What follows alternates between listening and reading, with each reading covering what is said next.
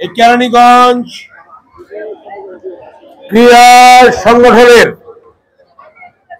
যে সকল সভাপতি সাহেব সহ সেক্রেটারি সাহেব সহ যে সদস্য আছেন সকলকে ধন্যবাদ জানাই। সাথে সাথে অত্যন্ত দুঃখের সাথে আমরা স্মরণ করতে চাই এই ক্রীড়া সংগঠনের কেরানীগঞ্জ ক্রীড়া সংগঠনের যিনি সভাপতি ছিলেন যিনি আমাকে গিয়ে এই খেলার জন্য বলেছিলেন এবং নেতৃবৃন্দকে নিয়ে এই ক্রীড়া সংগঠনের তিনি হয়েছেন এই ক্রীড়া সংগঠনের সাবেক সভাপতি মনির হোসেন মিনু চেয়ারম্যান সাহেব। উনি এই সংগঠনের সভাপতি ছিলেন, উনি আমাকে এই সময়টা নিয়েছিলেন।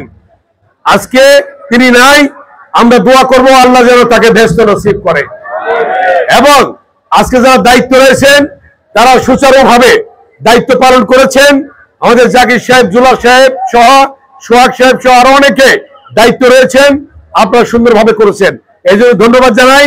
এই ক্রীড়া সংগঠন আপনাদের রেজিস্ট্রেশন হয়ে গেছে ইতিমধ্যে, আমরা কথা বলেছি, হয়ে গেছে ইনশাল্লাহ।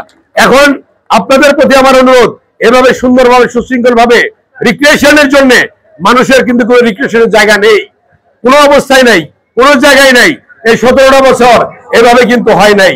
তাই এই ক্রীড়া সংগঠন কেরানীগঞ্জ মডেল উপজেলা ক্রীড়া সংগঠন আশা করি আগামীতে আরো ভালোভাবে আরো ভালো খেলা উপহার দিবেন।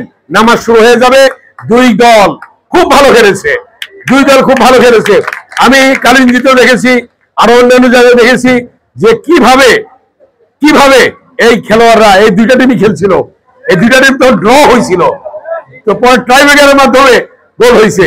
আজকে দেখলাম সেরকমই প্রতিযোগিতা এবং এই প্রতিযোগিতার মধ্য দিয়ে যারা আজকে পারলো না তারা আগামীতে পারবে ইনশাল্লাহ, আমরা আশা করি।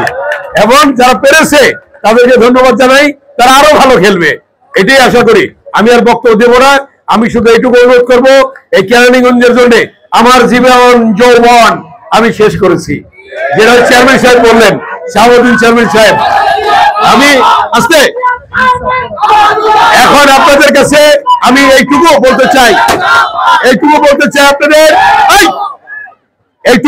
চাই আগামী 2026 সালের ফেব্রুয়ারির প্রথমার্ধে জাতীয় সংসদ নির্বাচন হবে এবং আমাদের মাননীয় প্রধান উপদেষ্টা অন্তর্বর্তীকালীন সরকারের ডক্টর ইউনূস যে ঘোষণা করেছেন যে 26 সালের ফেব্রুয়ারির প্রথমার্ধে নির্বাচন, সেই নির্বাচন ইনশাল্লাহ অনুষ্ঠিত হবে।